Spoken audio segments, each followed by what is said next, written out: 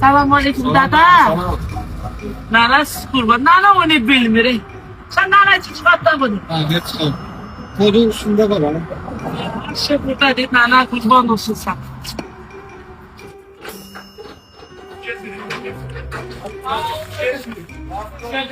Buyur nana. Köyüne pulla 2 milyon. 4 milyon qədim pulla. Ne?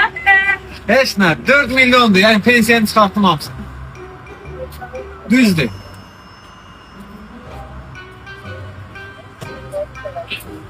Yok. Benim pülüm bu kadar değil. Ay seni. Allah bu nənələrə can sağlığı versin. Bunlara uzun ömür versin. Şükür sana ilahi. Şükürlər olsun sana ilahi pərverdik. Ay seni açlar. Ay seni açlar. Hani madem kadar sapaza sağır. Hani sağır babandır.